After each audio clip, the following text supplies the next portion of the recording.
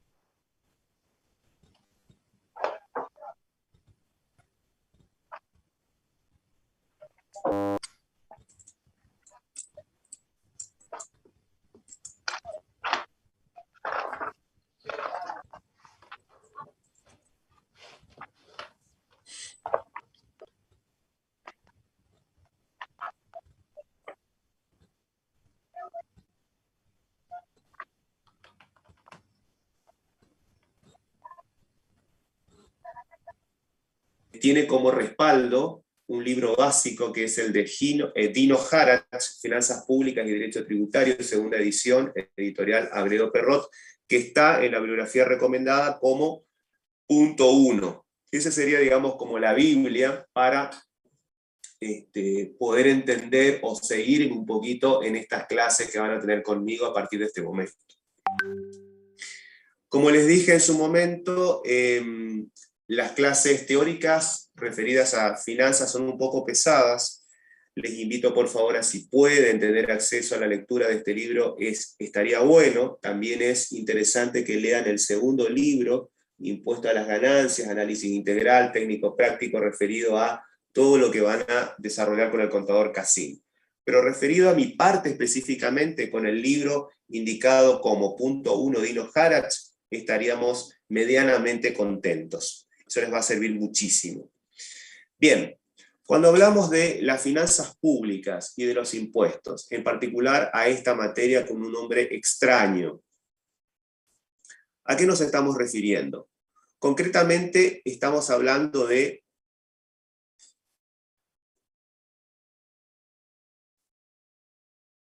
Sí, no lo estoy compartiendo. Ahora lo voy a... y lo voy a cerrar y lo voy a volver a abrir.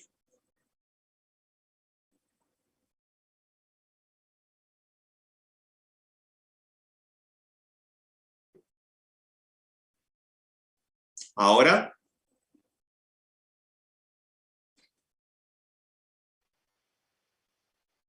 No, Fer, no se ve. ¿no? Ahí sí, ahí sí. Bueno, perfecto.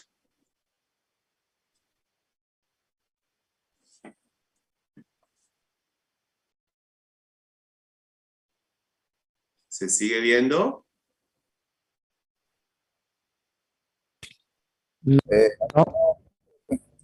Estoy teniendo...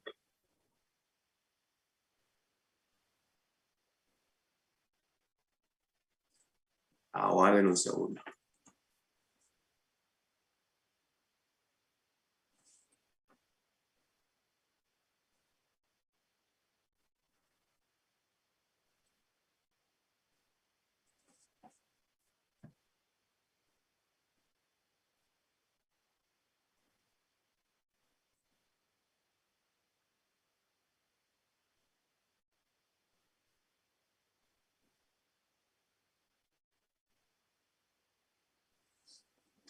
Estamos teniendo problema con esto. A ver, vamos a cerrarlo, vamos a volver a abrirlo.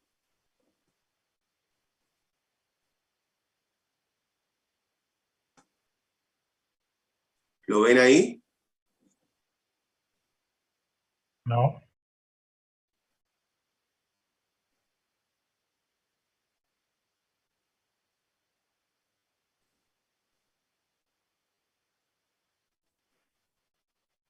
A ver, aguarden un segundo. No nos pongamos nerviosos.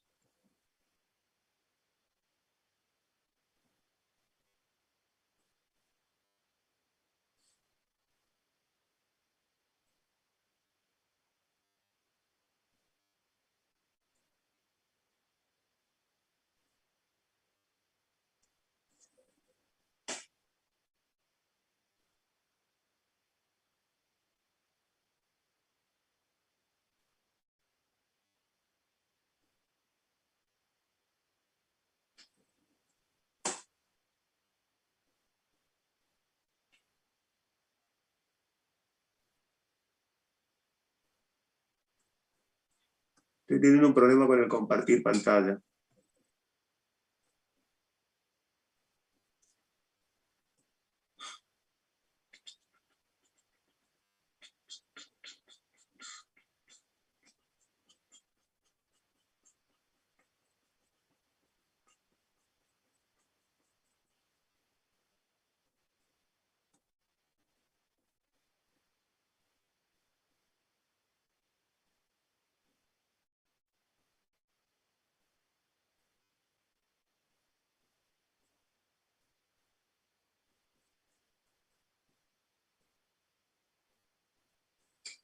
No sé qué está pasando, que estoy teniendo este inconveniente.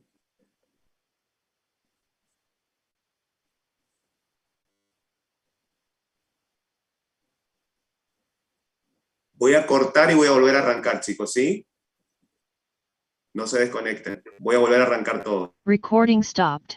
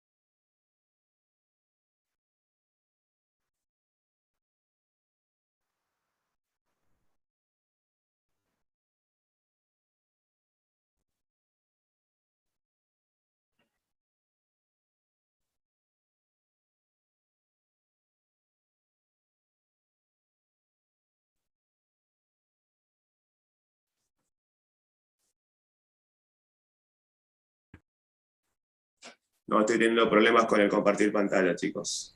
Lamentablemente vamos a iniciar la clase sin el PowerPoint porque son las 20. Damos dos opciones. O suspendemos la clase de hoy o la hacemos sin PowerPoint. ¿Qué les parece mejor? Ustedes eligen, porque esto es un problema mío. Profe, ¿podría mandar al aula virtual el PowerPoint y dar la clase igual? No, porque quiero que asistan. Quiero que asistan. Por eso. A ver, un segundo. Vamos a hacer hacemos sin Power. Vamos a hacer un último intento. Ténganme paciencia. Algo me está fallando acá. Un segundito más.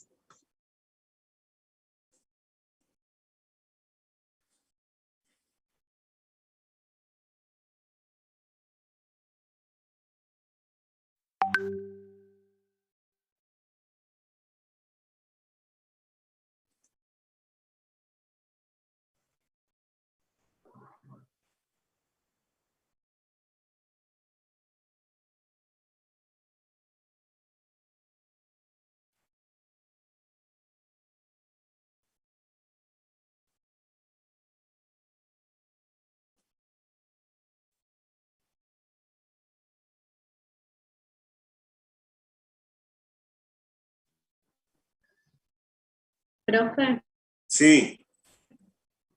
¿te puedo hacer una consulta en cuanto a las fechas del parcial? No estoy escuchando nada. Las dos, el primero y el segundo, se rinden en el 90. Que el primero y el segundo, según lo que tenemos en el mail, se rinden en noviembre. Ambos parciales. ¿Está bien? O por No te estoy escuchando. hubo algún error. No te estoy escuchando. Porque la clase anterior estábamos entre el 19 y el 26 de enero. No te estoy entendiendo, tu audio es muy malo. Buenas tardes. Sí. Lo que la compañera quiere decir es que Ahora sí te escucho, dale, sí. en el mail que nos enviaron dice que se rinden los dos parciales en el mismo mes, tanto Sí. primero, segundo y recuperatorio. La duda de la compañera es si fue un error o el primer parcial se rinde en noviembre, así como establece la fecha. No me estoy acordando exactamente. Así como establece la fecha. Bueno, gracias, profesor. Bueno, les aclaro, no estoy pudiendo compartir, vamos a desarrollar la clase, ya que vinieron, por una cuestión de respeto hacia todos, son muchísimos. Hay 8 en sala de espera, vamos a hacer un comentario general y después vamos a ir volviendo para atrás, no hay problema. Profe. Vamos a aclarar algo. Para los que no estuvieron en la primera clase, la modalidad del dictado de este año va a ser 2 clases de teoría referidas a los temas del primer parcial, 2 clases a cargo de Cassin en los contenidos del segundo parcial. Habíamos dicho que íbamos a tratar de hacer un mix de manera tal que no fuera tan denso, digamos, mi parte ni tampoco la parte de él. Entonces, lo que pasa es que van a tener en el mismo mes 2 parciales con todos los temas dados. Cuando Cassin empiece, yo ya voy a estar terminando los contenidos referidos al primer parcial, ¿sí? Cuando él esté terminando, mejor dicho, el dictado de sus contenidos. Es decir, vamos a tener clase hoy conmigo de finanzas públicas y la siguiente, la tercera y la cuarta clase va a ser a cargo de Cassin. Por eso es la modalidad y les dije, no se preocupen que ustedes van a tener el contenido completo, es simplemente una cuestión de ir viendo de qué manera lo hacemos un poco más ameno. Vamos a la parte general que quería desarrollar hoy, que tengo problemas con el PowerPoint. Cuando hablamos de las finanzas públicas, nos estamos refiriendo a una organización estadual. Cuando hablamos de una organización estadual, tenemos que traer a colación todos aquellos conceptos básicos que ustedes han aprendido hasta el momento, referidos a el derecho privado, el derecho laboral, el derecho constitucional, la economía en su aspecto macro y micro, y algunas cuestiones básicas referidas a álgebra o matemática, a efectos de poder interpretar lo que es. ¿Se acuerdan ustedes en los diagramas que hacían de coordenadas cartesianas? Cuando hacían las coordenadas cartesianas X e Y, cuando vieron en algún momento, referido en economía, cómo se representaba la oferta, cómo se representaba la demanda. Bueno, estos conceptos en esta instancia de la carrera ustedes ya lo tienen visto. Es decir, tenemos que hacer un mínimo recordatorio para poder entender por qué cuando hablamos de las finanzas públicas estamos refiriéndonos a una organización estadual. Y decimos que es una organización estadual porque aparece un sujeto, que es una persona jurídica, y que tiene características propias que la convierten en un sujeto de derecho público. Cuando ustedes estudiaron en su momento en derecho privado, que existían 2 grandes tipos de sujetos, las que en mi época se denominaban personas físicas, hoy personas humanas, por contraposición existen también las denominadas personas jurídicas. Dentro de esas personas jurídicas hay determinados tipos societarios que admite la ley de sociedades y hay otros tipos societarios que son los denominados irregulares o que no tienen alguna tipología establecida dentro de la ley propiamente dicha. Ahora bien, ¿por qué traigo a colación todo esto? Porque cuando hablo del Estado como sujeto de derecho público, me estoy refiriendo a una cuestión básica. Que ese sujeto de derecho, no es un sujeto de derecho privado, no es una sociedad anónima, no es una sociedad de responsabilidad limitada, no es cada uno de nosotros como una persona humana propiamente dicha, sino es una persona jurídica que tiene un concepto abarcativo amplio. Cuando yo digo, a ver, ¿qué idea tienen ustedes de el sujeto de derecho denominado Estado? En alguna de sus 3 formas, Estado nacional, Estado provincial o Estado municipal. Ustedes dicen, bueno, profesor, yo le podría decir que tengo la noción a priori de lo que es el Estado cuando, por ejemplo, voy al campus. sé que la universidad es pública, sé que en la universidad existe una organización edilicia, humana, donde hay profesores, donde hay no docentes, y donde yo como alumno asisto, puedo ir al baño, tengo aire acondicionado cuando hace calor, estoy medianamente con un techo, con una silla que puede no ser cómoda, pero está, ¿se entiende? Entonces, esa es una idea que a priori yo tengo respecto al Estado. ¿Y por qué digo el Estado en sus tres formas? Estado nacional, provincial y municipal. Todo esto viene a colación de lo que la propia Constitución Nacional nos establece en cuanto a la organización política que toma la República Argentina como Estado. Básicamente, de acuerdo al derecho constitucional, ustedes saben que tenemos los estados municipales, los estados provinciales y el Estado Nacional. Toda esa organización, en sus tres formas, está regida por la Constitución Nacional. Y es lo que en algún momento ustedes estudiaron seguramente como derecho constitucional.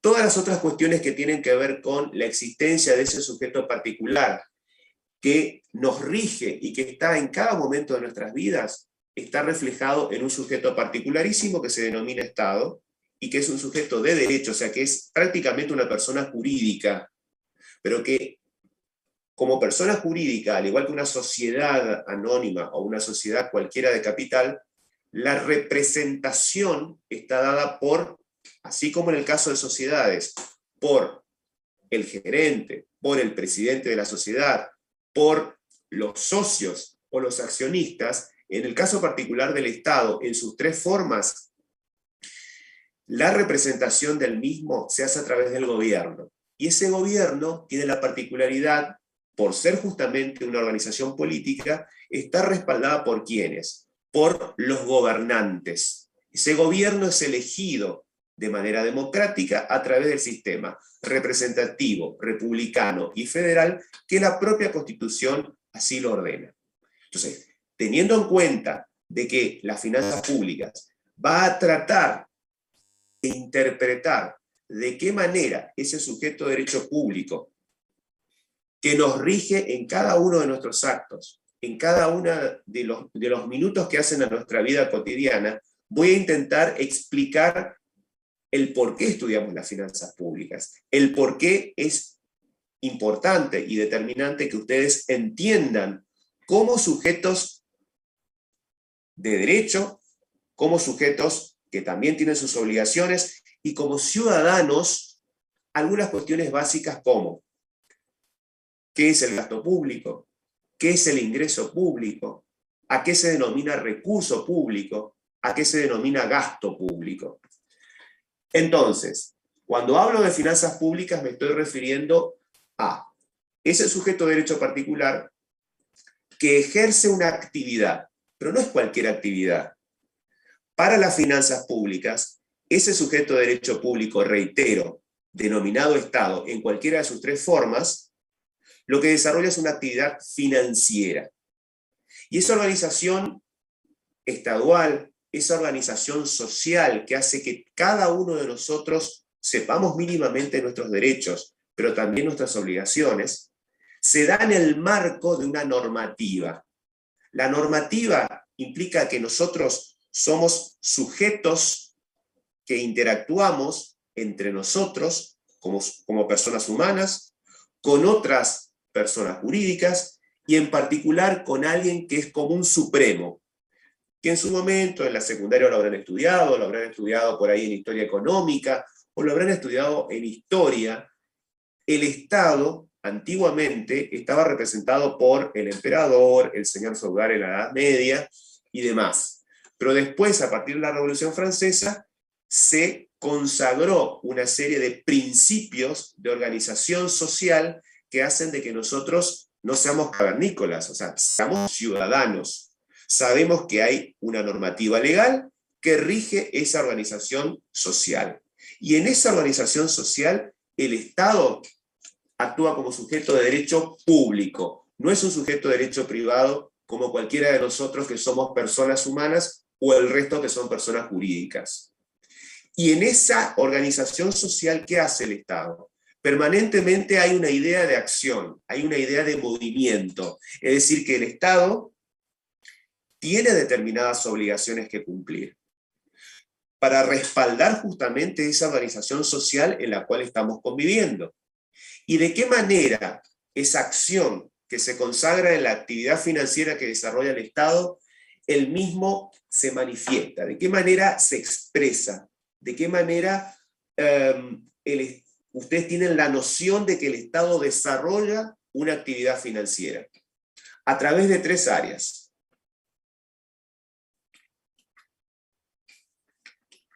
Esas áreas de expresión o esa manifestación material en la vida diaria de ese sujeto de derecho público se da de 3 maneras.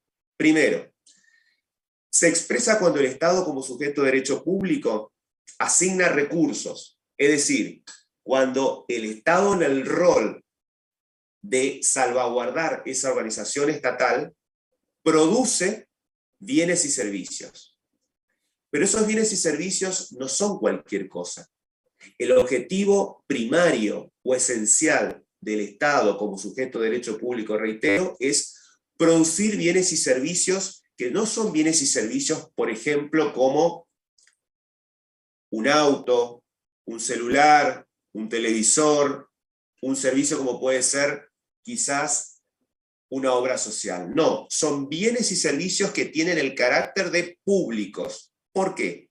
Se denominan bienes y servicios públicos porque el Estado lo que hace es, en esa acción de asignar recursos, debe satisfacer un fin supremo, un objetivo que es primordial para el sujeto de derecho denominado Estado. ¿Cuál es? El de satisfacer necesidades públicas. Reitero, ¿de qué manera entonces vemos la expresión material de que el Estado desarrolla una actividad financiera? Primero, cuando asigna recursos, por todo lo que les expliqué.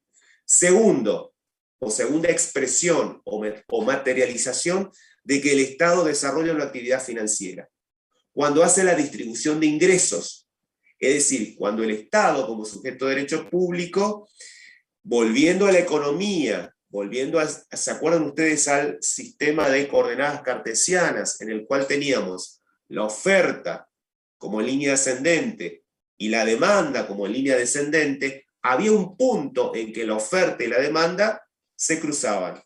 Ahí se lograba el punto de equilibrio.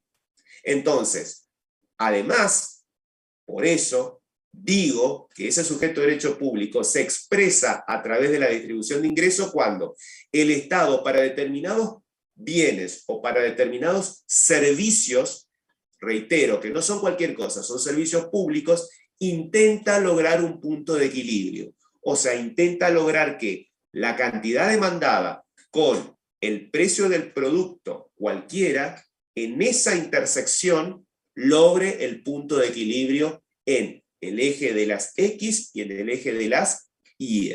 ¿Se acuerdan de eso? Y como tercera expresión o área de manifestación material de que el Estado desarrolla una actividad financiera es a través de la estabilización del pleno empleo y el mantenimiento del nivel general de precios. Es decir, el Estado como sujeto de derecho público, ¿qué hace? Intenta mantener el nivel general de precios, es decir, evitar en todo momento que se dispare una maldita variable que conocemos todos, que es la inflación.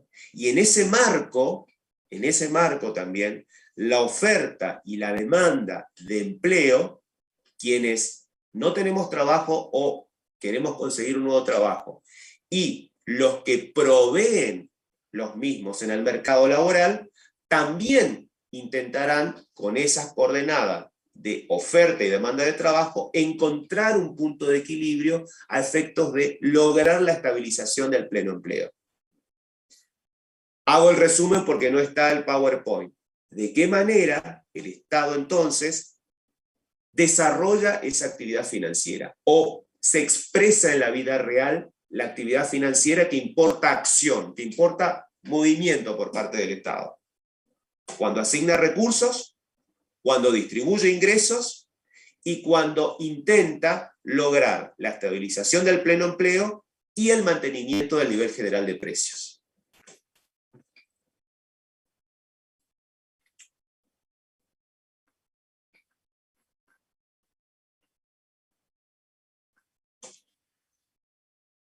Entendido esto, voy a ver o intentar desarrollar qué se entiende por concepto, por estructura y naturaleza de las finanzas públicas. Es decir, sé que está este sujeto particularísimo. Sé que en este estado particularísimo, al que denomino sujeto de derecho público, hace una serie de actividades que tienen que ver con la consagración de la actividad financiera. Voy a tratar de ver qué se entiende entonces por finanzas públicas, por qué es tan importante. Y voy a circunscribirme a tres aspectos: al concepto propiamente dicho de finanzas públicas, a la estructura de las finanzas públicas y a la naturaleza de las finanzas públicas. Conceptualmente, no pretendo ninguna definición extraordinaria que sea de memoria, sino que voy a ser simple. ¿Qué son las finanzas públicas? ¿O qué es las finanzas públicas que en la expresión de la actividad financiera que hace ese sujeto de derecho me permite decir que las finanzas públicas representan una actividad económico-financiera que, desarrollada por el sector público, convive con la economía de mercado?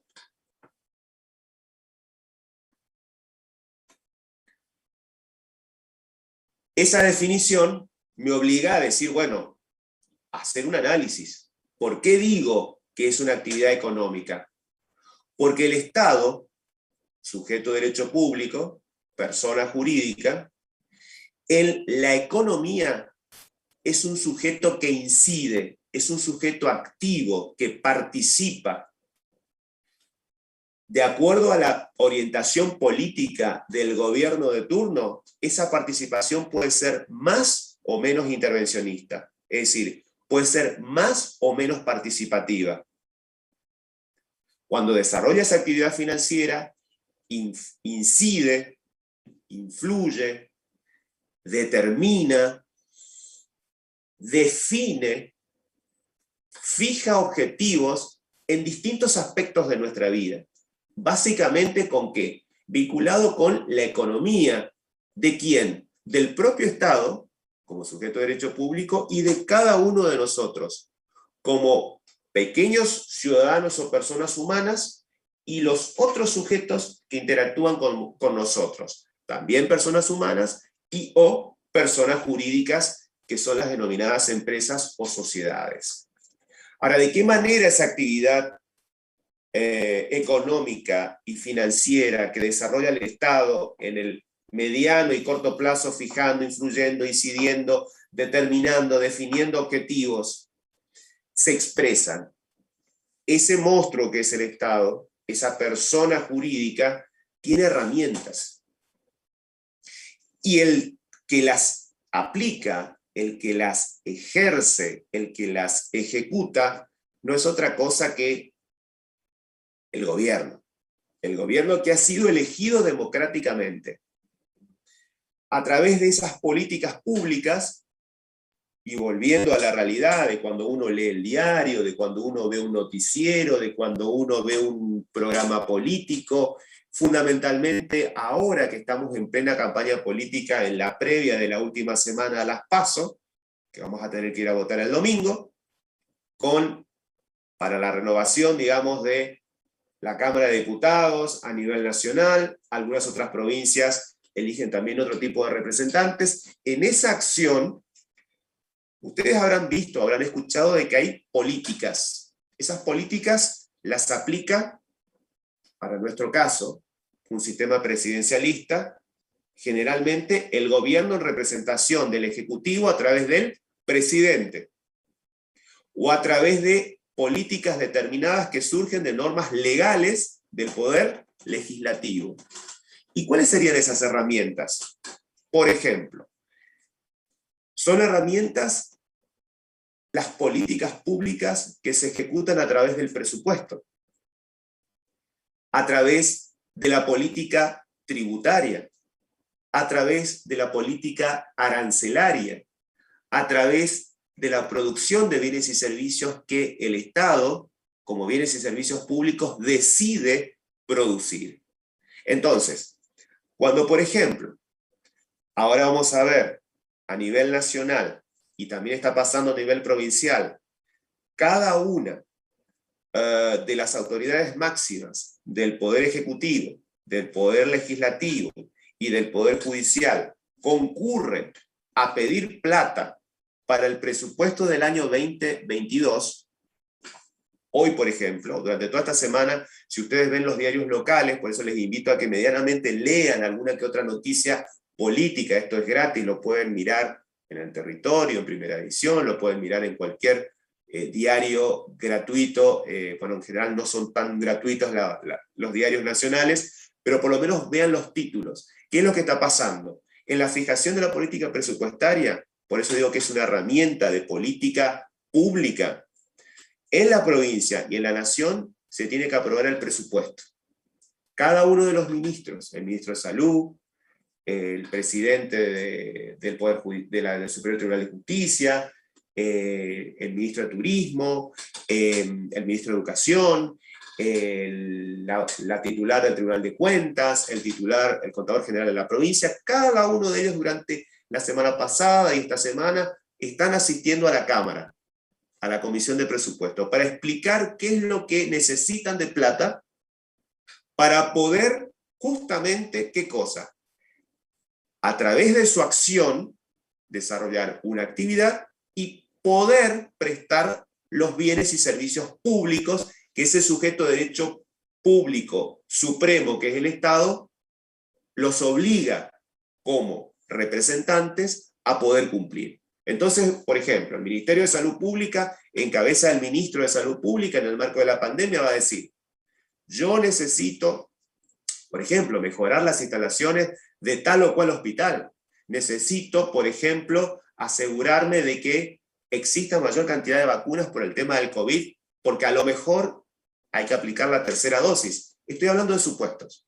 A eso me estoy refiriendo cuando el Estado, en la acción de desarrollar una política pública, utiliza el presupuesto. ¿Por qué?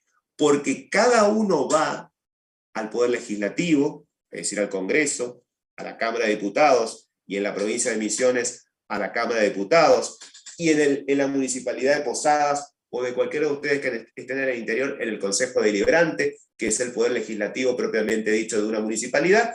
¿Qué van a hacer? Van a pedir plata. ¿Para qué? Para gastar en el año siguiente.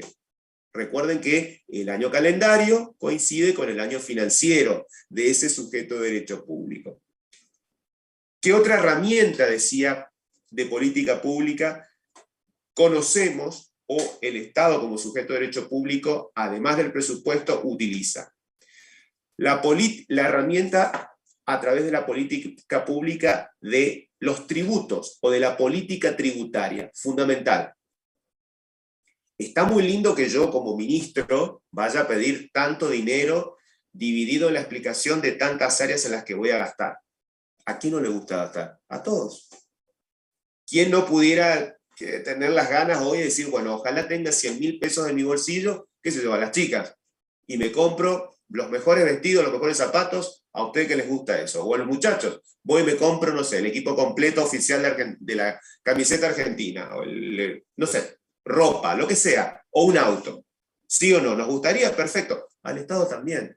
En la representación del Estado están las autoridades. Ahora bien, yo puedo tener ganas de comprarme un Audi Q5 el año que viene, y bueno, como ganas puedo tener. Y voy a decir, bueno, quiero gastar.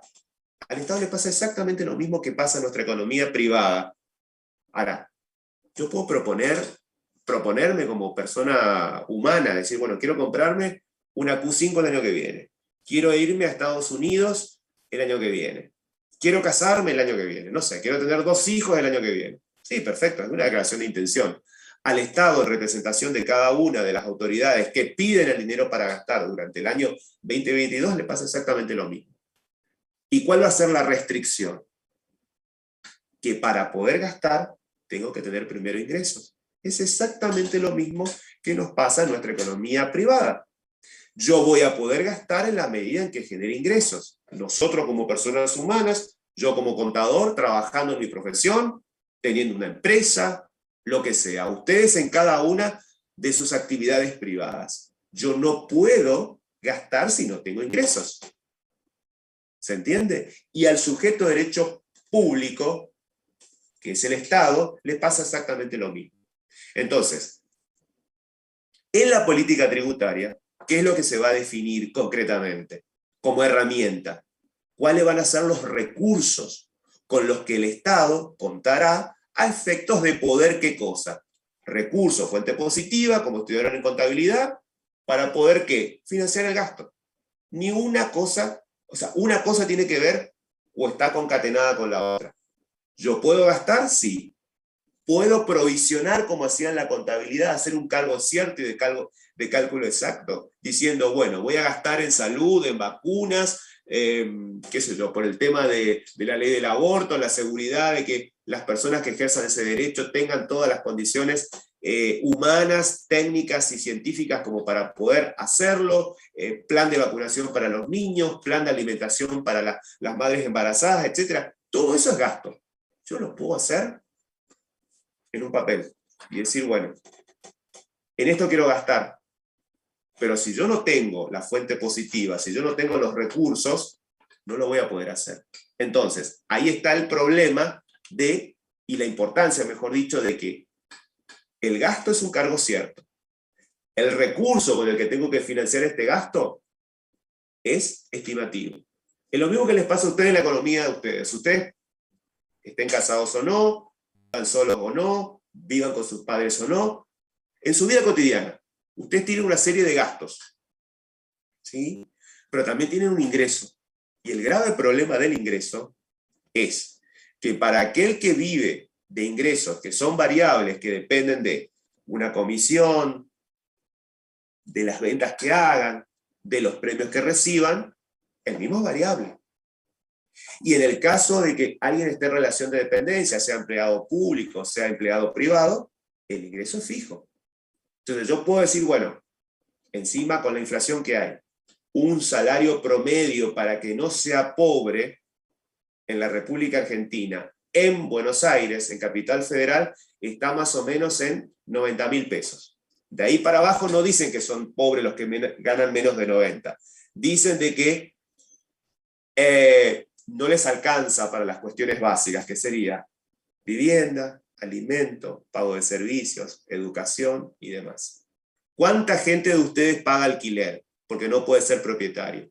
¿A cuánto se han ido los alquileres producto de una maldita ley de alquileres que es horrenda? Y no lo pueden pagar y tienen que mudarse y tienen que arreglar con el propietario porque ahora la actualización es una vez al año.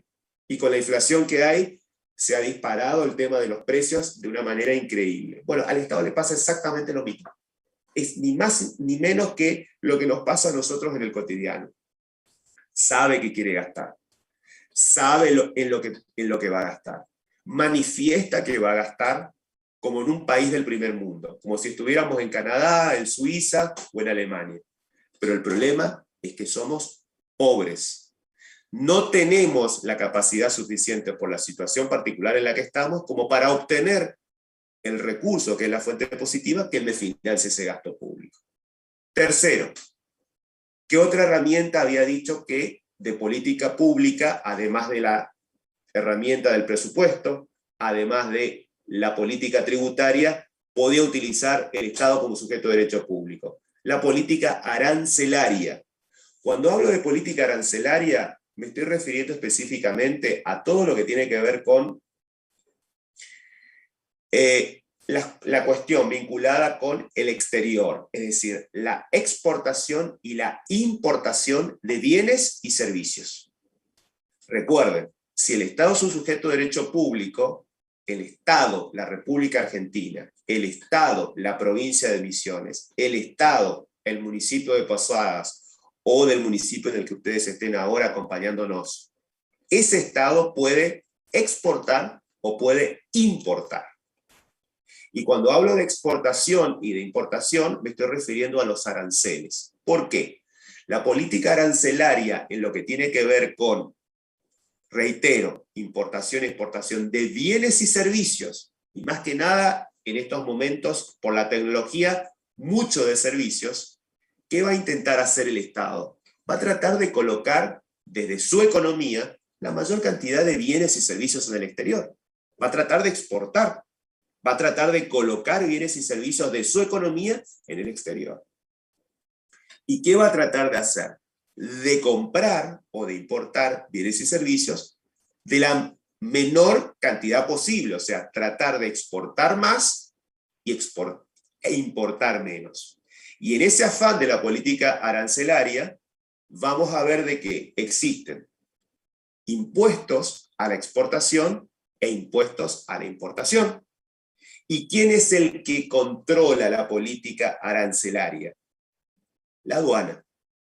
¿Quién es el que controla la política tributaria en cuanto a recaudar, a obtener la fuente positiva de recursos?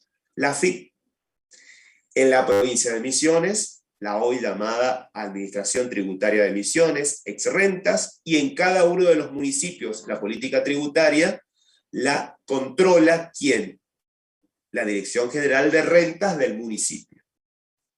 Entonces, vamos a ver más adelante que el Estado, en la fijación de esa política arancelaria, va a tratar de exportar la mayor cantidad de bienes y servicios al exterior. ¿Y de qué manera el Estado va a tratar de que sus productos sean baratos en el exterior? ¿Por qué? Porque si estoy hablando de política arancelaria, me estoy refiriendo a que yo exporto en una moneda común, internacional, que es el dólar. Yo exporto bienes y servicios, y el que me compra del exterior lo compra en dólares. Cuando yo exporto, esos dólares deberían ingresar a la economía. ¿De quién? Del sujeto de derecho público denominado Estado. Cuando yo importo, tengo que pagar. O sea que tienen que salir dólares. Entonces, la política arancelaria, más en este momento, en esta situación complicada que estamos pasando, es determinante, es importante. ¿Por qué? Porque todos los países lo que intentan como exportadores es tratar de que, reitero, bienes y servicios que se exportan al exterior salgan con el menor precio posible. ¿Para qué? Para ser competitivos en el mercado externo. Nadie me va a comprar en el mercado externo bienes y servicios que sean caros. Y al revés, yo como sujeto de derecho público, Estado en cualquiera de sus tres formas, voy a tratar de que cuando entren los bienes y servicios a la economía local, ¿qué pase? Cobrarles impuestos a esos bienes y servicios que se están importando lo más alto posibles. ¿Para qué? Para defender a la producción nacional, para proteger a determinada área que pretendo impulsar y demás. Entonces, en esa política arancelaria, la aplicación de tributos a las exportaciones y a las importaciones es determinante, porque es la manera en que en forma oficial entren a la economía dólares, que casualmente, ustedes lo habrán leído en los diarios, el problema de la carne. Esa es una clara herramienta de política pública que el gobierno de turno en estos momentos está fallando. ¿Qué es lo que está pasando? Están perdiendo sistemáticamente mercados en el exterior, producto de una errada política arancelaria en materia de exportación de carnes. Con la excusa de que se restringen las exportaciones para poder bajar el precio, ¿sí? Y ahí entramos en el tema del punto de equilibrio de la carne en el mercado local. ¿Y qué hace un exportador cuando le restringen, vía la política arancelaria, las exportaciones? Se queda quieto. ¿Por qué? Porque exportar no es una cosa fácil. Algunos de ustedes deben trabajar en la parte privada, muchos, ojalá, aunque la mayoría en general trabajan en la parte pública, pero hay que salir a vender. El que es empleado de comercio o el que trabaja a comisión, sale a matar todos los días por vender. Y lograr un mercado es muy difícil. Entonces, cuando se restringe de la manera en que se hace en el mercado de carnes, incidiendo a través de la herramienta o política pública arancelaria, lo que se está haciendo, ¿qué es? Es restringir, ¿qué cosa? La salida de la carne al exterior. De determinados cortes, con determinados precios. ¿Y eso qué pasa con el exterior? El que, si yo me comprometí con alguien a entregar determinada cantidad de productos y no lo hago por culpa de que el país cambia su política arancelaria, el que me quería comprar y se comprometió a hacerlo, cambia de proveedor. Va y lo compra a otro país.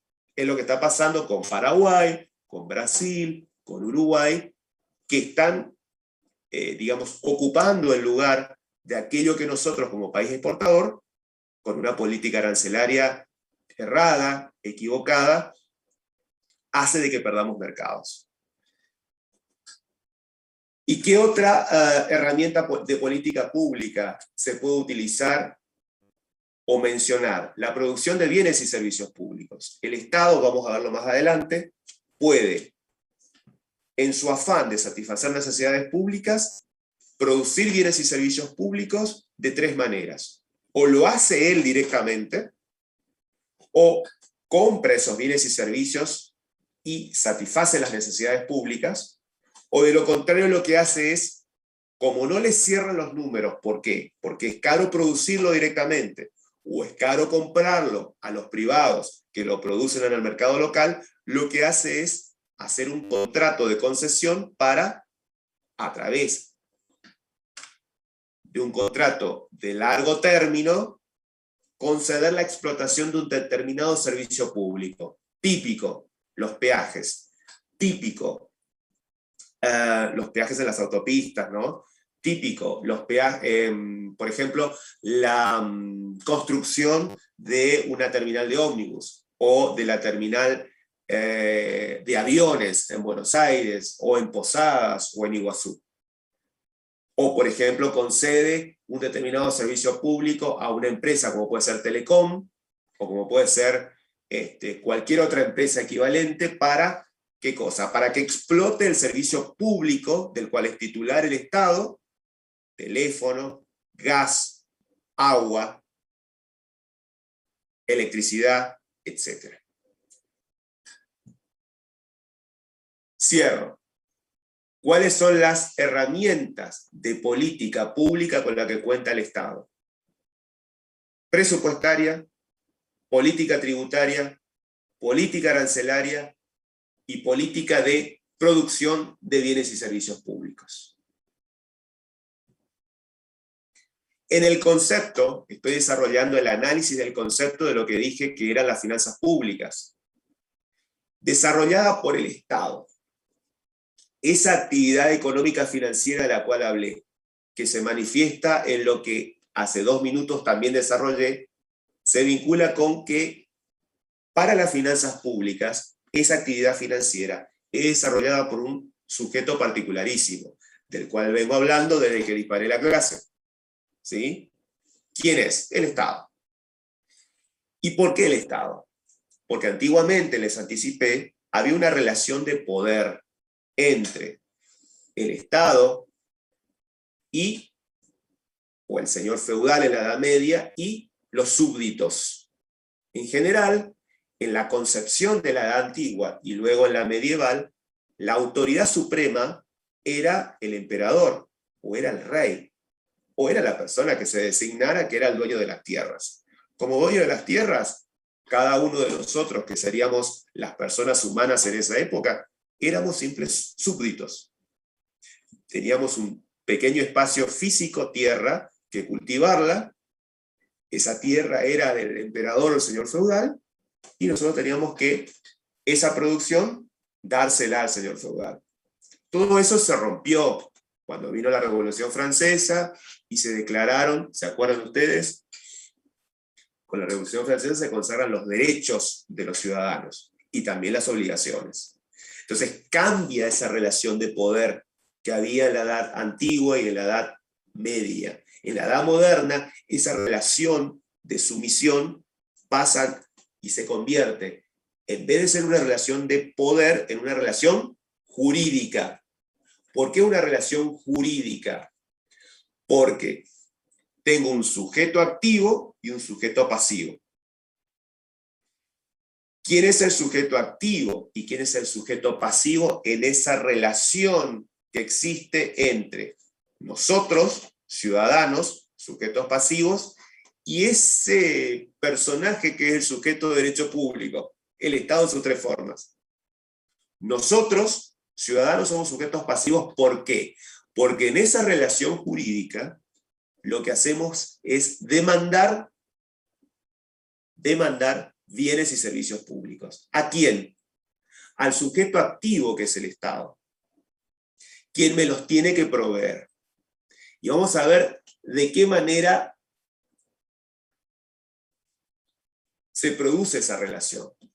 Reitero, sujeto de derecho público Estado es un círculo o un cuadrado es el Estado. Y acá estamos todos nosotros del otro lado, que somos los sujetos pasivos. Somos los ciudadanos. Somos las personas humanas y también las personas jurídicas. Ojo, en esa relación en la que nosotros demandamos como sujetos pasivos, el Estado es el sujeto activo porque es el prestador. ¿De qué? De bienes y servicios. ¿Pero qué tipo de bienes y servicios? Cualquiera no. Bienes y servicios públicos, que se acuerdan, en la primera parte de la clase decía, actividad financiera desarrollada por el Estado como sujeto de derecho público. ¿Y de qué manera el Estado, como prestador que está obligado a hacerlo, lo provee? Las tres formas que dije hace 10 minutos. O los compra en el mercado y satisface nuestras necesidades públicas, los produce como segunda alternativa, o tercero, concede a través de un contrato de concesión que esos bienes y servicios públicos sean proveídos por un tercero a cambio de una remuneración, por un determinado plazo de tiempo. Ahora bien, esa relación, reitero, sujeto activo y sujeto pasivo, es una relación simbiótica. ¿Por qué simbiótica? Porque es de ida y vuelta. Hay un permanente feedback, va y viene.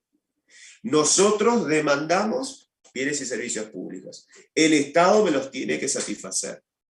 ¿Y de qué manera a priori el Estado, en la representación de los gobernantes que elegimos democráticamente, lo percibe?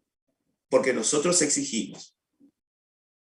Cuando nosotros exigimos un servicio público, como por ejemplo la luz es un servicio público, clarito. ¿Quién es el dueño del servicio público? Electricidad. El Estado. Ahora, el Estado sabe que nos tiene que proveer.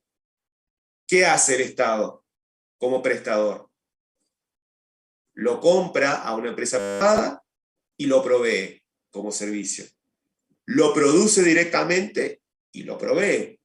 O concede a un tercero para que lo provea.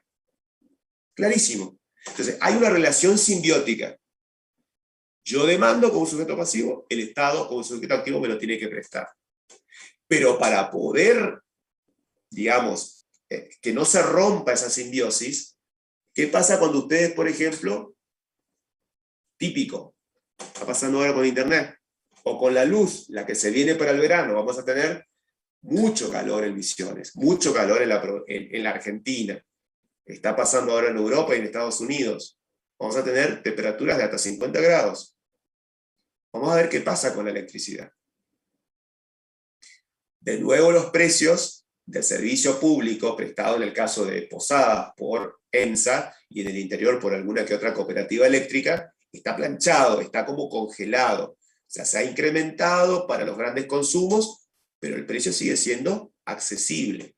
¿Esa qué es? Es una política. ¿De quién? Del gobierno de turno. Entonces, cuando no tengamos electricidad, cuando se nos corta, o cuando el servicio de Internet que se pretende que sea un servicio público, empiece por el congelamiento de los precios a ser un servicio malo, nosotros vamos a demandar. Es decir, nosotros como ciudadanos, como sujetos pasivos, muchas veces nos olvidamos de que el Estado es el que controla esto, de que el Estado es el que fija la política de bienes y servicios, fija los precios de esos bienes y servicios públicos. Y pretendemos, como todos, Yo pretendo pagar, al igual que ustedes, el menor precio por un servicio de Internet 5G, ¿sí? O pretendo el servicio de cable, que puede ser el de DirecTV o Cablevisión, el Flow para Cablevisión y el Full para DirecTV. Pero eso sale, el Flow o el DirecTV, el completo, 5.000 pesos. ¿Quién está en condiciones de pagar 5.000 pesos todos los meses? Uno trata de ver, de pagar el menor precio y tener la mayor cantidad de prestaciones. Entonces, cuando no lo recibe adecuadamente, patalea.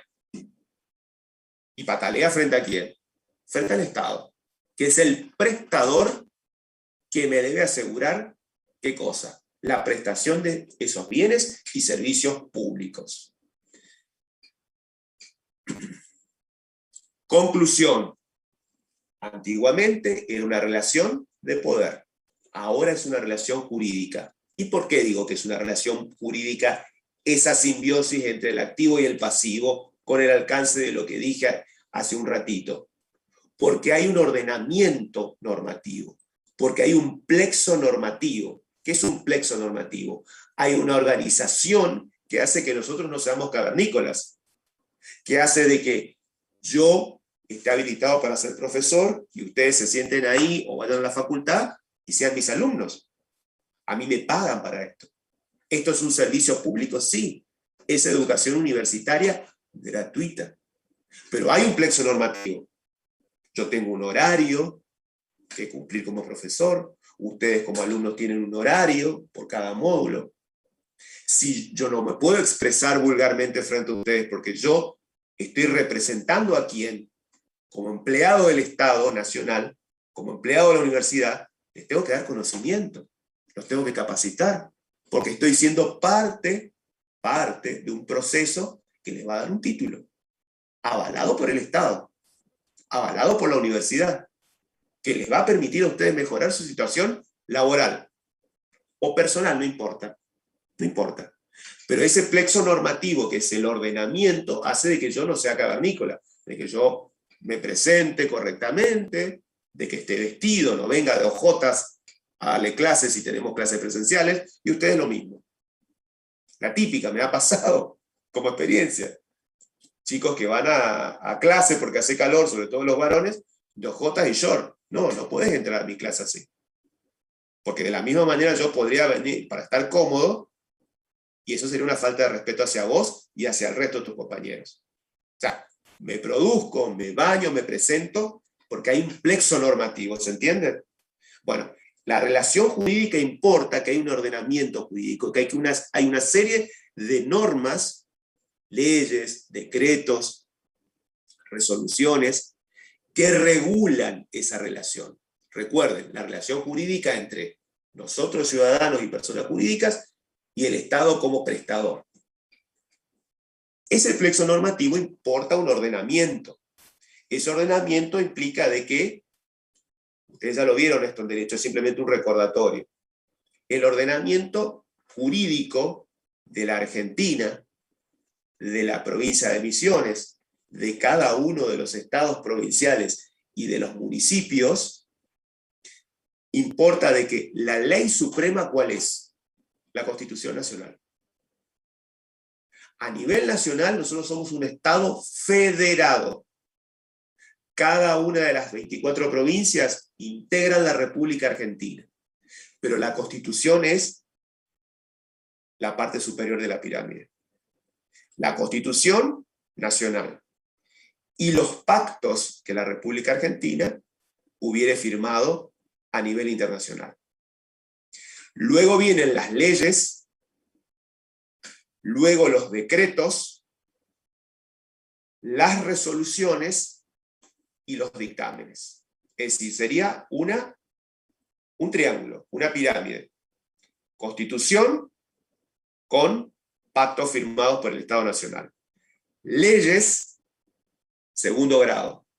Decretos, tercer grado. Cuarto grado de resoluciones y último dictámenes. En ese plexo normativo que yo debo conocer, se desarrolla esa relación jurídica. Y fíjense, digo una relación jurídica, ¿por qué? Porque hay un ordenamiento normativo. No es una relación de poder como lo era en la antigüedad. Y esa norma suprema, que es la Constitución, determina básicamente qué cosa, de acuerdo a lo que ustedes estudiaron en el derecho constitucional. La organización política de la República Argentina como un sistema. Ese sistema consagra de que la Argentina es un sistema federado. Las federaciones, que no es otra cosa que la copia de la Constitución de los Estados Unidos, recuerden que en Estados Unidos los estados son federaciones, acá son provincias, consagra un sistema de organización política. Y como sistema de organización política, ¿qué pasa? Nuestra Constitución consagra el sistema representativo, en donde cada uno de nosotros votamos a los diputados y al presidente para poder conformar el gobierno. Cada 4 años elegimos presidente y diputados y senadores, y también elegimos medio tiempo, lo que va a pasar ahora con las PASO, y en noviembre las definitivas, se eligen diputados y o senadores de acuerdo a cada provincia.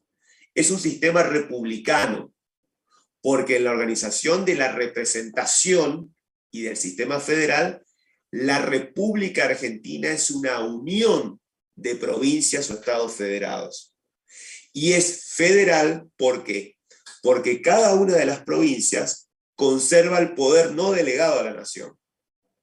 Vuelvo de nuevo con ese término que me gusta. Si no fuera federal, cada provincia, como estado autónomo, haría lo que se le ocurre. Y en realidad la confederación, la República Argentina, es un conjunto de estados federados, provincias, que ceden determinadas funciones y atribuciones al Estado Nacional y conserva para sí otras. Lo mismo pasa con los municipios. Tenemos municipios en la provincia de Misiones, no recuerdo cuántos, porque honestamente hace mucho que dejé la primaria o la secundaria. Son muchos. Inclusive se han creado nuevos municipios en el interior, chiquitos pero nuevos. Todos esos municipios también tienen su autonomía, pero forman parte de la provincia de Misiones.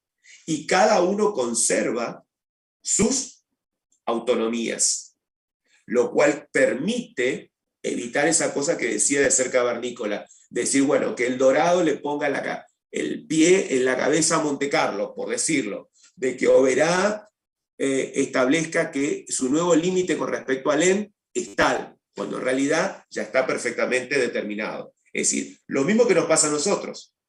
Ciudadanos, tenemos derechos y tenemos obligaciones.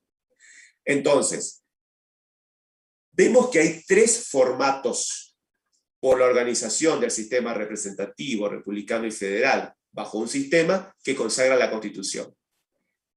Está la nación, están las provincias y están los municipios. ¿Y qué tienen de común los 3? Estados, sujeto de derecho público, en esa organización, que cada uno tiene siempre un poder ejecutivo, un poder legislativo y un poder judicial. Siempre. El ejecutivo a nivel nacional encabeza el presidente, que es electivo. El legislativo a nivel nacional encabeza del Congreso dividido en 2 cámaras, la de diputados y la de senadores. Y el poder judicial, que no es un poder electivo, el poder judicial es el que regula la coexistencia del Ejecutivo con el Legislativo y sirve de árbitro para poder resolver las cuestiones de conflicto de nosotros como ciudadanos y de cada uno de esos estados municipales y provinciales cuando tienen algún conflicto con la nación. Pero no son cargos electivos.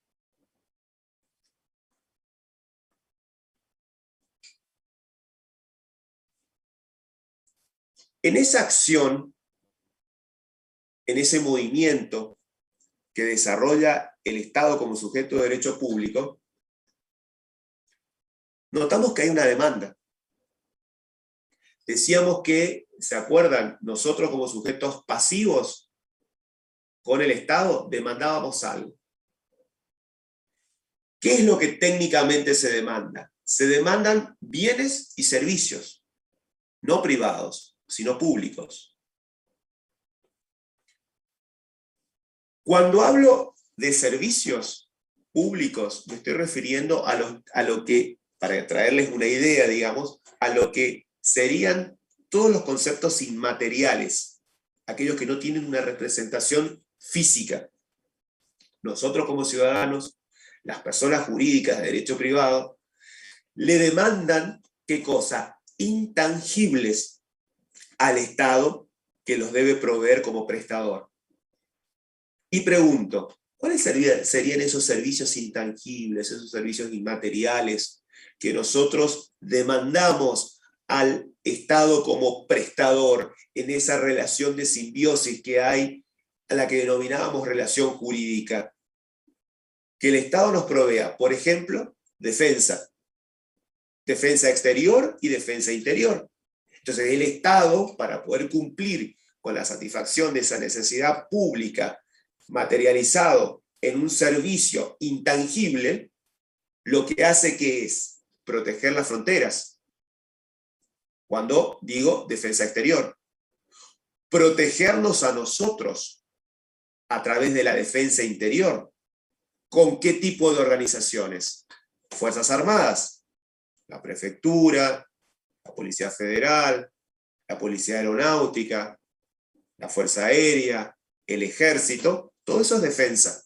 Exterior, interna, la Policía Local, y todos los órganos o las fuerzas, digamos, armadas que permiten asegurarnos de que vivamos seguros. ¿Qué más? ¿Qué otro servicio inmaterial o intangible demandamos como ciudadanos o como personas jurídicas de derecho privado? La seguridad interior y exterior. Fundamental para ustedes y para mí. Tan olvidada y tan manoseada. La educación. La educación es un servicio intangible. Es un servicio público inmaterial. Denostado, mal llevado. Ustedes son víctimas de un mal manejo que se ha tenido con este tema vinculado antes de la pandemia y que se agravó con la pandemia. ¿Sí? Está visto que mucha gente no ha podido pagar el servicio de educación privado y se ha inscrito en la universidad pública. Es impresionante la cantidad de gente que se ha pasado porque no lo puede pagar al sistema público porque por lo menos hasta ahora es gratuito. Después tenemos un montón de deficiencias, un montón de problemas. Por decirles, la facultad me provee a mí, o a las cátedras, nos provee de un servicio gratuito, una plataforma. Probándolas el año pasado para aquellos que cursan por primera vez con nosotros, fueron un desastre. Todo lo que sea Google Meet, todo lo que sea Webex, todas esas plataformas gratuitas. Serios problemas de comunicación. Hoy el problema no fue la plataforma Zoom que estamos usando. Fue el profesor que tuvo problemas para compartir la pantalla, pero estamos acá. Ustedes me están escuchando, ustedes están cómodos, disfrutando o no de mi clase. Pero el servicio de Zoom, que es gratuito hasta 40 minutos, no nos permitiría tener esta clase tan extensa. ¿Por qué? Porque la pagamos nosotros.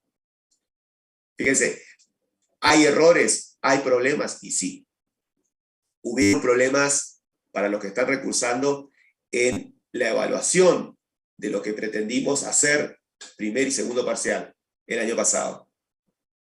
El aula virtual no funcionaba. El aula virtual colapsaba. El aula virtual los hacía llorar a ustedes desde el otro lado, viéndolos, era desesperante, que estaban rindiendo, se desconectaban y perdían todo lo que habían escrito. Y la modalidad para poder dar el examen era enviar lo que escribían o desarrollaban en cálculos a través del aula virtual. Y el aula virtual tenía serios problemas. ¿Por qué? Porque no había mantenimiento, porque el sistema es viejo, porque no hay plata. Y de pronto, bueno, como a todos, chicos, la pandemia nos rompió la cabeza. Nos separó de la persona que amábamos, nos planteó la realidad como tal, nos enfermó a seres queridos, a nosotros mismos, nos rompió la cabeza. Bueno, acá pasa lo mismo. Entonces, en la educación es un servicio público, inmaterial, intangible, prestado por, que debe prestar el Estado. Si yo después elijo ir a la privada es otra cosa, ahora ya lo vamos a ver. Pero es un servicio público del cual es titular y el prestador es el Estado. Si la educación es pública, tiene que ser gratuita y pública, como la que están recibiendo ustedes ahora a través de la UNAM. Otro tema, la salud. Es también un servicio inmaterial, intangible, que el Estado como sujeto de derecho público me lo debe satisfacer. ¿A través de qué forma? A través del capital fijo o activo fijo que se representa en los hospitales públicos. En esa estructura hospitalaria, que por ejemplo, bueno, acá en Posadas tenemos el Parque de la Salud, que es un espectáculo, los AMIC en el interior, cualquiera de los puestitos, los CAPS, que tienen ustedes cerca en el barrio, todo eso es parte de la estructura hospitalaria del servicio de salud pública. Y lo que tiene que ver con la sanidad. Cuando hablo de sanidad me refiero a todos los planes de vacunación, de control y demás que el Estado debe proveer como servicio inmaterial, intangible, como único prestador. Pero hablamos de lo más, digamos, etéreo o de lo más como que cuesta entender por la inmaterialidad o la intangibilidad del servicio. También nosotros como sujetos pasivos demandamos, además de servicios, bienes. Y cuando demandamos servicios o bienes, son corpóreos, son bienes materiales. No tienen intangibilidad, son tangibles. Se representan a través de algo físico. Entonces, cuando yo demando como sujeto pasivo al Estado como prestador en esa relación simbiótica, ¿de qué manera percibo esa tangibilidad de que el Estado me está prestando un servicio público que se materializa, valga la redundancia, en bienes públicos? Cuando yo, por ejemplo, uso los bienes de capital. Cuando yo, por ejemplo, voy a la facultad, ¿cuáles son los bienes de capital en la facultad, en el campus? La infraestructura, los asientos en los que ustedes se sientan para poder presenciar mi clase, el aire acondicionado, los baños. Inversión en autopistas, en rutas, en caminos, puentes, aeropuertos, puertos de ríos y arroyos, redes del transporte público. Cuando hablo de redes de transporte público me refiero a que el titular, ¿sí?, del servicio de transporte público es el Estado. Pero cuando demando bienes públicos a través del transporte, yo me subo a un colectivo, sé que estoy usando un servicio público, pero también estoy demandando indirectamente ¿qué cosa? Que ese servicio sea prestado por una unidad. De que, por ejemplo, sería un bien material, lo que crearon hace años, que fue el primero, no es el Metrobús acá, el servicio de transferencia que está en el campus, y el otro más nuevo que hicieron en Santa Catalina y 40. Todo eso es la expresión de bienes públicos, que se representan por su tangibilidad en bienes materiales. Lo mismo con las cloacas, lo mismo con los desagües y demás. Y decía como tercera pata y último elemento del concepto de finanzas públicas que convive con la economía de mercado. ¿Por qué? Porque en esa relación de simbiosis hay una relación de ida y vuelta permanente. ¿Entre qué? Entre el sector público y el sector privado. Y depende de la orientación política del gobierno de turno que es elegido democráticamente, el Estado tendrá una mayor o menor participación en la economía. Será más o menos interventor en la economía. Fijará o utilizará más o menos política tributaria o política presupuestaria, o protegerá o no determinada actividad económica que pretende cubrir o resguardar. Es decir, yo siempre en los gráficos, en la facultad cuando dábamos clases presenciales, decía lo siguiente: la economía es un cuadrado. La economía de un país, de una provincia o de un municipio. Ese cuadrado es perfecto, tiene 4 lados iguales. Si el Estado es muy intervencionista, el sector público representa un gran porcentaje de ese cuadrado. ¿Cuándo es intervencionista? Cuando interviene, cuando participa, cuando fija precios de esos bienes y servicios públicos que demandamos. Se corre, se achica cuando el Estado deja de ser, como sujeto de derecho público, menos interventor. Y es lo que ustedes por ahí escuchan como la política de derecha, la política liberal. Hoy por hoy esas son frases antiguas. No existen más ni los neoliberales, ni los libertarios, ni los socialistas, ni los zurdos, ni los comunistas. El comunismo desapareció. Desapareció cuando cayó el muro de Berlín.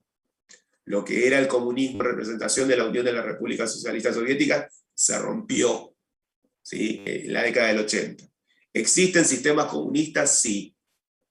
Corea del Norte, China, hasta por ahí porque es capitalista, y Nicaragua o algún que otro país africano.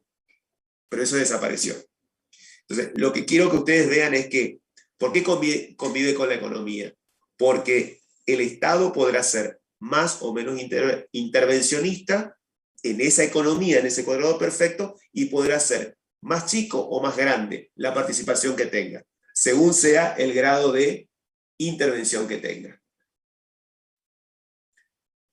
¿Cuál es la estructura de las finanzas públicas? ¿Se acuerdan? Hablamos del concepto, hicimos el análisis, vamos a la estructura de las finanzas públicas.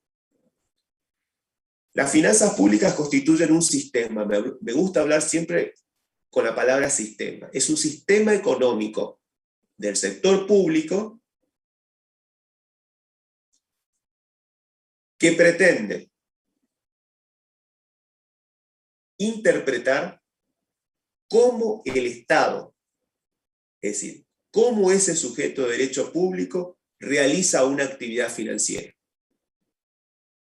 Y en ese sentido vamos a ver que en la historia, así como hablamos de la antigüedad, hablamos de la Edad Media y hablamos ya de la Edad Moderna o contemporánea, teníamos una relación de poder, después se convirtió en relación jurídica. De la misma manera, ese sujeto de derecho público ha tenido una evolución. En la economía histórica, en la historia económica, mejor dicho, van a ver que ese sujeto de derecho público, para los clásicos de historia económica, Hegel, con H alemán, Hegel, concebía al Estado como un productor de servicios públicos. Y como productor de servicios públicos, ¿qué hacía? Redistribuía la riqueza.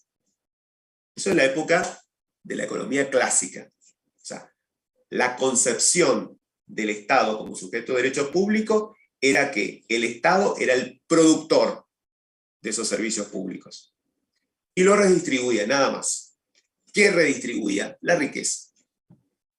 Luego aparecieron en la Edad Moderna, lo que todavía se sigue utilizando hoy como post-keynesianos, pero en la Edad Moderna aparece Keynes. lo habrán visto en economía. ¿Qué es la concepción del Estado del keynesianismo? Keynes, K-E-Y-N-E-S. Este economista concebía al Estado, como sujeto de derecho público, como regulador de la economía. Es lo que por ahí ustedes han escuchado, han visto en los diarios, escuchan en los noticieros, la concepción política que por ahí tienen determinados economistas del gobierno local de la provincia de Buenos Aires. Un post-keynesiano sería con ideas más de izquierda, pero es que post-keynesiano al fin es el gobernador de la provincia de Buenos Aires, Kicillof, que es licenciado en economía y entiende que el Estado es un regulador de la economía. Y por último, hablábamos de la naturaleza. Acuérdense, habíamos hecho para ubicarlos, habíamos hablado de las finanzas públicas. Dije, di el concepto, di la estructura, y ahora vamos a ver la naturaleza. Y ahí terminamos. Pregunta del millón. Si ya sé la particularidad que tiene este sujeto de derecho público, al que llamo Estado, es la pregunta del millón, ¿por qué? ¿Qué está primero? ¿Las finanzas públicas se justifican en cuanto a su existencia o existen como tal porque existe el Estado? Es decir, si no existiera ese sujeto de derecho público, ¿existirían las finanzas públicas? Yo diría que no.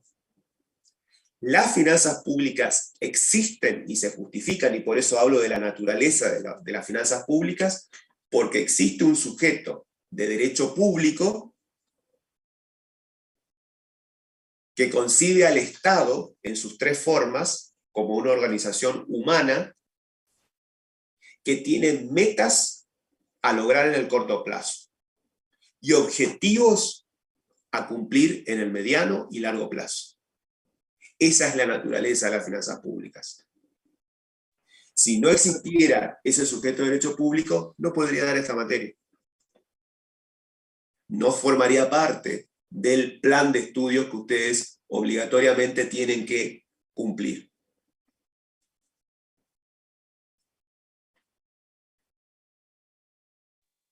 Ya entendieron lo que es la relación jurídica tributaria, la relación jurídica, no relación de poder.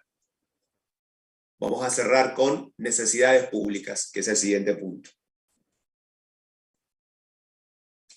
Vuelvo al gráfico de la relación simbiótica, vuelvo al gráfico en la que cada uno de nosotros somos como ciudadanos sujetos pasivos, y está enfrente nuestro el sujeto activo, que es el Estado como prestador. Yo decía a priori que nosotros demandábamos ¿qué cosa? Bienes y servicios públicos. ¿Puedo decir de la misma manera en que afirmé como pregunta en el punto anterior que las finanzas públicas, ¿se acuerdan?, existen porque apareció en ese plexo normativo el Estado como sujeto de derecho público lo siguiente en cuanto a necesidades? ¿Puedo decir, por ejemplo, que la existencia de demanda justifica la existencia del Estado? ¿O puedo decir que el Estado existe como consecuencia de la demanda? O sea, la pregunta es, ¿quién está primero? Si yo, como ciudadano al igual que ustedes, demandamos bienes y servicios públicos, ¿eso justifica la existencia del Estado? ¿O al revés? ¿El Estado existe porque nosotros demandamos bienes y servicios públicos? Y la respuesta es, ninguna de las dos es la correcta. Mientras en el punto anterior, para hablar de las finanzas públicas, decíamos que las finanzas públicas justifican su existencia a partir valga la redundancia, de la existencia del Estado como sujeto de derecho público. Cuando hablamos de necesidades, no. Ni el Estado existe porque estamos nosotros demandando bienes y servicios públicos, ni a la inversa. Esa relación jurídica no es absoluta. Son, o es, mejor dicho, una relación de interdependencia. La relación es coetánea, es inscindible. Inscindible quiere decir que yo no los puedo separar, que yo no los puedo romper. No es que está primero el Estado, que como prestador justifica su existencia porque estamos nosotros demandando, ni a la inversa. Ambos somos interdependientes. Ambos, Estado y ciudadano, sujeto activo y pasivo, somos coetáneos, somos coexistentes. Vivimos en una relación de interdependencia. ¿Por qué? Porque el Estado como prestador, ¿qué es lo que hace? Percibe. ¿Cómo se da cuenta el Estado como sujeto de derecho público que nosotros demandamos bienes y servicios? Porque hay una carencia, porque hay una insatisfacción. Porque si vivo en una casa, necesito luz, necesito agua, necesito determinados servicios públicos que me lo va a prestar ¿quién? El Estado. Después, como el Estado haga, si lo quiere explotar directamente a través de una concesión, o los quiere comprar en el mercado y después dárselos, darnos, mejor dicho, a nosotros como ciudadanos, es otra cosa, eso ya lo saben. Pero la necesidad pública parte de una carencia. Es como cuando el bebé, cuando éramos bebitos, teníamos hambre, ¿qué hacíamos? Llorábamos. Y la mamá nos daba la teta, o nos daba la mamadera. O cuando teníamos sueño, llorábamos. ¿Qué hacía la mamá? Nos hacía dormir. Necesidades básicas, carencia, insatisfacción. Necesito descansar, necesito vacaciones. Necesito ir al baño, hacer pis. Listo. Es una necesidad que se percibe a partir de ¿qué? De una insatisfacción. Entonces, el Estado, de la misma manera, de forma equivalente, percibe ¿qué cosa? Insatisfacción o carencia ¿de quiénes? De nosotros como ciudadanos. Entonces, ¿de qué manera el Estado va a satisfacer esas necesidades públicas? A través de las distintas políticas que como herramientas permitirá prestarlas. Lo cual me permite, para cerrar la clase de hoy, arrimar el concepto de necesidad pública. ¿Qué son las necesidades públicas? Son las que el Estado percibe como sujeto de derecho público y permite justificar el mantenimiento y la existencia de su finalidad.